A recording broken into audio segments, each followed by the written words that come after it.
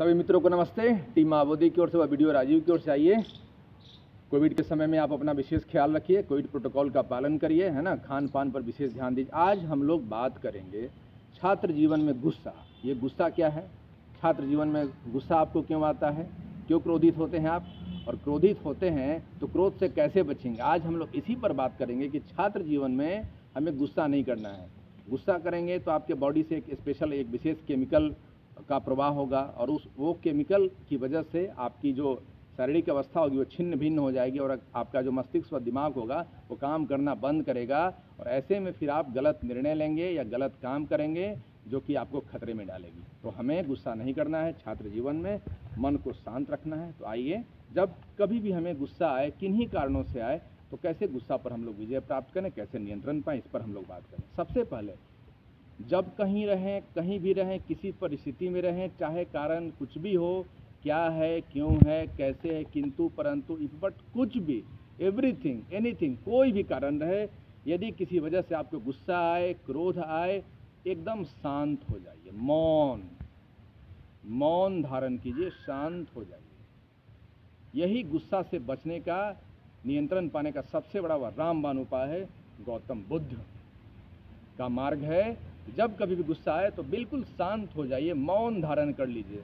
अपने शरीर पर, अपनी इंद्रियों पर आपको नियंत्रण होना चाहिए कि आप उस वक्त को शांति से व सुगमता से, आप सहजता से उसको जाने दें। यानी एकदम शांत हो जाएं, कोई प्रतिक्रिया नहीं, शांत चित्त व एकाग्र चित्त हो जाएं, मौन धारण कर लें। दूसरा, गुस्सा के कारणों को जानने का प्रयास कर उसको ही खत्म करें। उस वक्त तो नहीं, जिस समय गुस्सा आए उस वक्त तो आप शांत हो जाइए, मौन धारण कर लीजिए। लेकिन लंबे समय में, सप्ताह, महीना, 2 महीना, 5 महीना, साल, जिस प्रकार की समस्या हो, उस समस्या को ख़त्म करने का प्रयास कीजिए। उस समस्या को ख़त्म करने का प्रयास कीजिए। जो आपकी समस्या होगी, समस्या जब खत्म हो जाएगी तो आपकी परेशानियां दूर हो जाएगी। तो गुस्सा का जो मूल वजह है, जो गुस्सा का कारण है, जो गुस्सा की जड़ है, उसको चिंतन मनन कीजिए, सोचिए, समझिए और निर्णय लीजिए। और उस जो गुस्सा की वजह है व जो कारण है, उसको समय समय व सदा सदा के लिए समाप्त कीजिए। मैं समझता हूँ कि सभी कारणों को आप समाप्त नहीं कर पाएंगे, लेकिन यदि आप सही व संतुलित निर्णय लेंगे, ईश्वर के आशीर्वाद से व दिल दिमाग के मिश्रण से, समन्वय से, कोऑर्डिनेशन से जब बेहतर निर्णय लेंगे तो 80%, 80% गुस्सा का अंत हो जाएगा। दोस्ती, यारी या अय्यासी या आवारागर्दी या समय की बर्बादी या आलस्य, छात्र जीवन में क्या है, समय की बर्बादी यही सब है। 10 तरह का किताब पढ़ना, 5 तरह के इंस्टीट्यूट में जाना, कई तरह के लोगों से गाइडेंस लेना, नकारात्मक बातों में आ जाना। ख़त्म करिए, समस्या की जड़ को पहचानिए और समस्या को जड़ से ख़त्म करिए। गुस्सा के कारण को ख़त्म करेंगे। जब भी गुस्सा हो, क्रोध आए, तो उस समय ईश्वर का नाम लीजिए, मन ही मन। किसी कारण से गुस्सा कहीं भी आए तो मन ही मन ईश्वर का नाम, अपने आराध्य देव का नाम, जिस किसी को भी आप अपना आराध्य देव मानते, राम, कृष्ण, दुर्गा माँ, हनुमान जी, अल्लाह हैं, ईशा मसीह, जिस किसी को भी आप मानते हैं, मन ही मन उनका नाम लीजिए। आप गायत्री मंत्र पढ़ सकते हो, ओम भृगुस्वतस्य वितुर्वरेण्यं भर्गो धीमहि धियो नः प्रचोदयात्। मन में ही पढ़िए, मन में बोलना नहीं, एकदम शांत होकर पढ़ने लगिए। गौतम बुद्ध ने कहा, अपदीपो भवः, अपना प्रकाश स्वयं बने। इस दुनिया में भाई, न तो आपको कोई समझा सकता है, न तो सिखा सकता है, न तो बुद्धिमान बना सकता है, कोई नहीं। आपके गुरु कौन है? आप स्वयं हैं। आपके भीतर जो आत्मा है, जो ईश्वरीय कण है, वही तो आपका गुरु है। आपको समझना, सीखना, जानना है तो इससे जानिए। अहम ब्रह्मास्मि, शंकराचार्य ने कहा, ब्रह्म का अंश, सत्व का जो अंश है वो आप में निहित है, आप में छिपा हुआ है। आत्मा की जो शक्ति अनंत है, अपरिमित है, असीमित है, विशाल है, व्यापक है, सर्वव्यापी है ईश्वर के रूप में। तो अपनी आत्मा की आवाज़ को सुनना है, अपना गुरु इसे बनाना है, अपना सारथी इसे बनाना है। कृष्ण भगवान सारथी थे अर्जुन के, तो हम लोगों को अपना सारथी अपने आत्मा को बनाना है और अपने आत्मा के रथ पर अपने मन को सवार करके हमें यात्रा करना है। निश्चित सफलता और ये प्राप्त होगी। और गुस्सा की तो वैसी की वैसी, गुस्सा तो हम लोग दूर करेंगे तो आपको दीपो भव, अपना प्रकाश स्वयं बने। गुस्सा जब भी आए आपको, उस वक्त उस स्थान को छोड़कर चले जाइए। वैज्ञानिक कारण है कि जहाँ कहीं भी, स्कूल में, कोचिंग में, ट्यूशन में, इंस्टीट्यूट में, सड़क पर, घर में, परिवार, कहीं भी गुस्सा आए तो तत्काल प्रभाव से उस जगह को छोड़कर आप चले जाइए। हट जाइए, निकल जाइए, बाहर चले जाइए, अड़ोस पड़ोस चले जाइए, अगल बगल चले जाइए, लेकिन उस स्थान को छोड़ दीजिए, दूर चले जाइए कलह कलेश के माहौल से बिल्कुल दूर। उस वक्त एकदम शांत मौन धारण करें, हमने बताया। उस वक्त शरबत पानी, नींबू चीनी शरबत पानी, जूस कॉफ़ी चाय पीने लगिए, तो इससे आपका गुस्सा थोड़ा कम होगा, कंट्रोल होगा।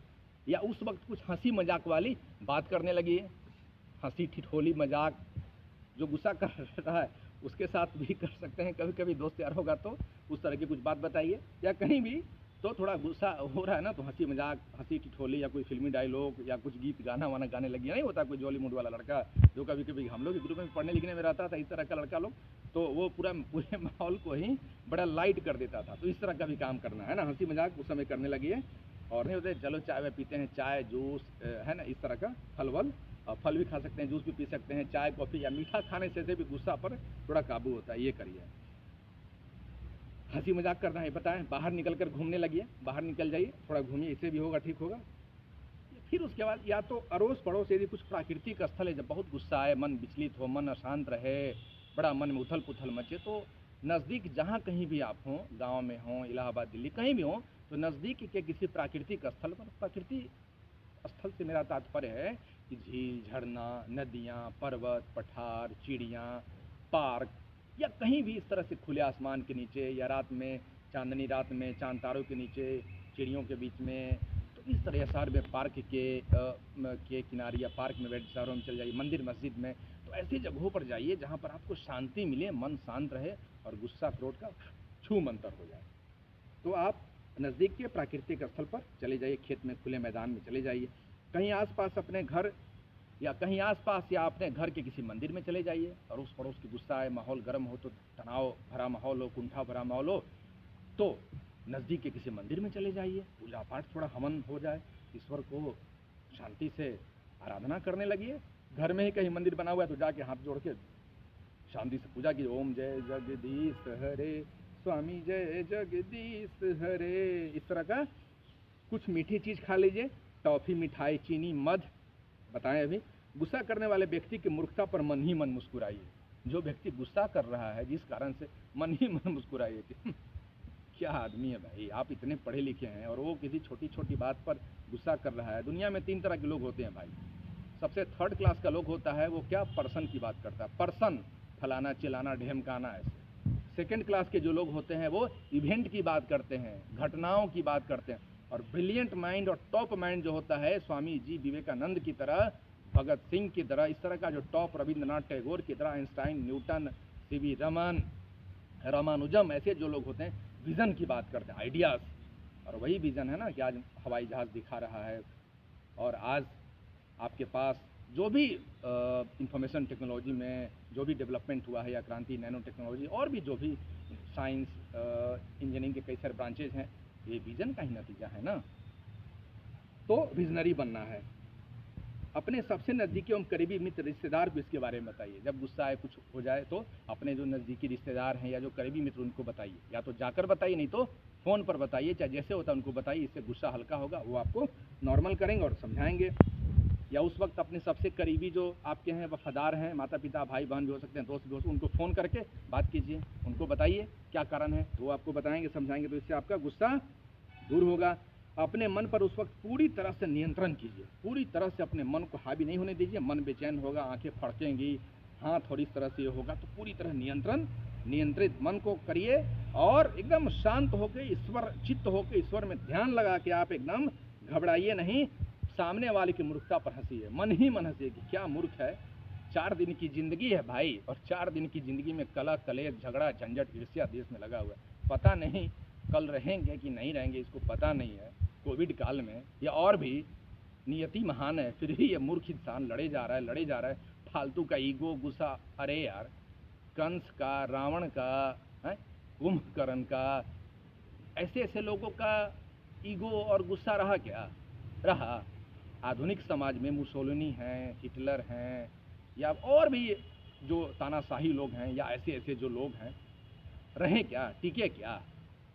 तो भाई प्रेम ही सब कुछ है, प्रेम ही जीवन है। कबीरदास, सूरदास, रसखान, इसके अलावा भक्ति सूफी परंपरा हमारी रही है, गौतम बुद्ध का उदाहरण है, भगवान महावीर का उदाहरण है। क्या प्रेम, शांति, सहिष्णुता व सद्भाव का तो संदेश दिया है। 4 दिनों की जिंदगी में क्या है? प्रेम है, प्यार है, समझे? तो किसी से झगड़ा नहीं, झंझट नहीं, कलह नहीं, कलेश नहीं, क्रोध नहीं, गुस्सा नहीं, शांति से जिंदगी मिली है, ईश्वर ने जिंदगी दी है, ये जीवन ईश्वर का अमानत है, इसको सहेज के रखना है, कर्म करना है। भक्ति फिल्मी मनपसंद संगीत सुनिए। उस समय जब गुस्सा आ जाए तो उस समय भक्ति हो या फिल्म हो या संगीत हो, देख सकते हैं, मनपसंद संगीत सुन सकते हैं, पिक्चर भी देख सकते हैं। हालांकि समय नहीं, फिर भी कोशिश करिए, प्रयास करिए। म्यूजिकल इंस्ट्रूमेंट्स बजाते हो तो बजाइए, बांसुरी हो, तबला हो, हारमोनियम हो, गिटार हो। आज के समय में तो जो तैयारी करने वाले लोग हैं तो बजा नहीं पाएंगे, लेकिन फिर भी आप थोड़ा यूट्यूब पर चले जाइए और उस तरह का थोड़ा भक्ति सूफी सॉन्ग या जो आपकी पसंदीदा संगीत है उसको सुनिए, तो गुस्सा और है ना वो दूर होगा। और जो बजाते हैं सो बजाइए। मोटिवेशनल वीडियो देखिए, थोड़ा सा यूट्यूब पर जाके मोटिवेशनल वीडियो देखिए। ज़्यादा गुस्सा रहे तो हनुमान चालीसा पढ़ने लगिए, गीता पढ़ने लगिए, बाइबिल कुरान पढ़ने लगिए जाके, ऐसे ऐसे ये भी कर सकते हैं। मुश्किल है। अब भाई दुख के कारण को समाप्त कीजिए ना। गुस्सा जब आ रहा है तो गुस्सा का वजह क्या है, गुस्सा का कारण दुख, दुख का कारण क्या है, तो जड़ तक जाके उसको समाप्त करिए। आत्मनिर्भरता, आज़ादी या सफलता, जब तक आप आत्मनिर्भर नहीं होंगे, जब तक आप सफल नहीं होंगे, जब तक आप आज़ाद नहीं रहेंगे तो हमेशा दुखी रहेंगे। दुखी रहेंगे तो गुस्सा में रहेंगे, चिड़चिड़े स्वभाव के रहेंगे। तो कोशिश करिए धीरे धीरे करत करत अभ्यास के, जड़मती हो तो सजान, वरदराज मॉडल की हम बार बार बात करते हैं। पढ़ते रहिए, पढ़ते रहिए, पढ़ते रहिए, मेहनत करते रहिए, कर्म करते रहिए। सफलता तो होना ही, एक दिन तो सफल होंगे। तो आत्मनिर्भर जब बनेंगे और आपको आपकी मलकियत मिलेगी, आज़ादी मिलेगी और सफलता प्राप्त करेंगे तो निश्चित रूप से आपकी ज़िंदगी खुश सुखमय होगी। हाँ, लेकिन सुखी जो है ना वो दिल की चाहत होनी चाहिए। आपकी आंतरिक इच्छाएं जो हैं, तमन्नाएं, इच्छाएं हैं, मन का संतोष है, ज्ञान की प्राप्ति है, परम आनंद है, ये सब सुख है। आध्यात्मिक जीवन जो है ना वो सुख है। भौतिकतावादी जीवन सुख नहीं है। भौतिकतावादी वस्तुओं की चाह, लिप्सा, तृष्णा, इन सब से आप कभी भी सुखी आप नहीं हो पाएंगे। सुखी होंगे दिल से, मन से, संतोष से, शांति से, ज्ञान से, मोक्ष से, अपने आप को जानने से, है ना, ये चाह अपनी इच्छाओं को ख़त्म करने से। और देख लीजिए 6 चीज़ भाई ईश्वर के हाथ में है। लाभ, हानि, जीवन, मरण, यश, अपयश, विधि हाथ। जिंदगी में कब लाभ कब हानि पता नहीं, जिंदगी में कब जीना कब मरना पता नहीं। और यश और अपयश, यश लगना होगा निश्चित लगेगा, अपयश लगना होगा मेरे जैसा तो अपयश भी लग सकता है जीवन में। तो ये नहीं चिंता कीजिए, ये विधि के हाथ में है, ऊपर वाले के हाथ में है। ये विधि अपने पास रखता है, ये आपको नहीं देता है। देखते हैं ना, राजा से रंक होते और रंक से राजा होते, देर लगती है क्या? नहीं ना, लेकिन वो कर्म के आधार पर तय होता है। ईश्वर देखते हैं और कर्म के आधार पर ही वो करवाते हैं।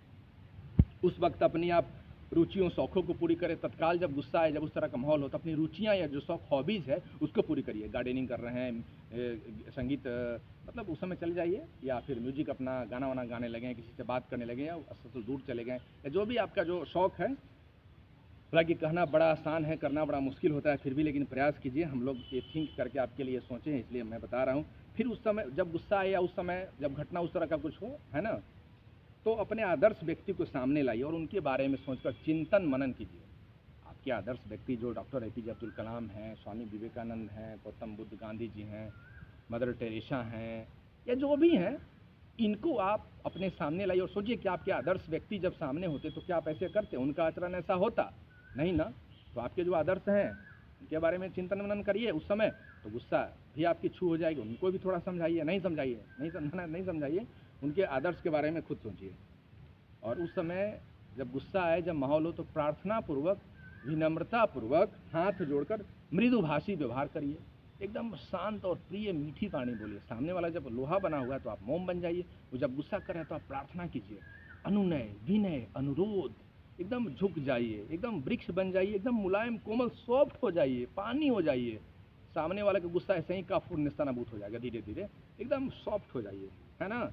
सत्यम बुरियात प्रियम बुरियात न बुरियात सत्यम प्रियम। सत्य भी यदि अप्रिय और कड़वा हो तो नहीं बोलना चाहिए, सत्य बोलना है, लेकिन उसको मीठी वाणी बोलिए। मन का आपा खोए और अन्न को शीतल करे, आपहु शीतल होए।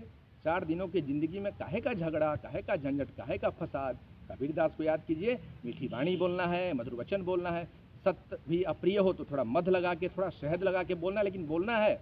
ऐसी बात नहीं कि सत्य को नहीं बोलना, लेकिन उचित समय स्थान देखकर बोलना है। उस समय गौतम बुद्ध, गांधी जी, विवेकानंद के बारे में सोचिए कि हमारे देश में कैसे महान ऋषि मनीषी महर्षि मुनि हुए हैं।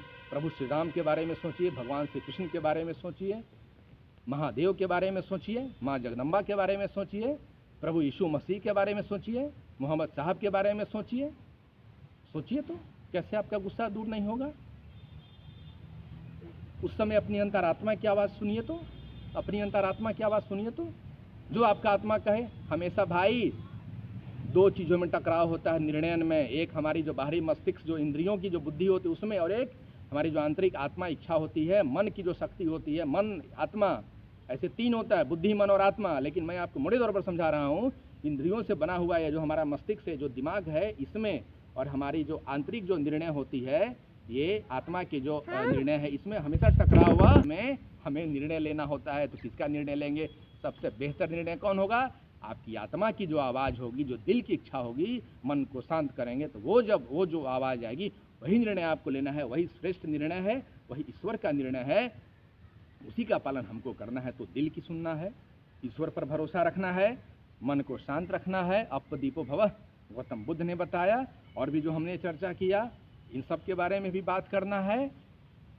तो इस तरह से हम छात्र जीवन में गुस्सा पर विजय प्राप्त करेंगे। और गुस्सा पर विजय प्राप्त करने का मतलब है कि अपने मन को नियंत्रित करना, इंद्रियों को वश में करना, और धीरे धीरे जब इंद्रियों को आप नियंत्रित करेंगे, वश में करेंगे, तो एक समय के बाद आप सफलता के चौखट पर आप कदम दर कदम धीरे धीरे आप चलेंगे, और एक न एक दिन, साल दर साल, 2 साल, 3 साल, 4 साल में निश्चित रूप से, 5 साल भी हो सकता है और भी ज़्यादा, पहले भी हो सकता है। अभिमन्यु मॉडल में आएंगे तो 18, 19, 20, 21 साल में सक्सेस सफल करेंगे। सिकंदर मॉडल हमारा है 30, 32, 35 साल में सफलता है।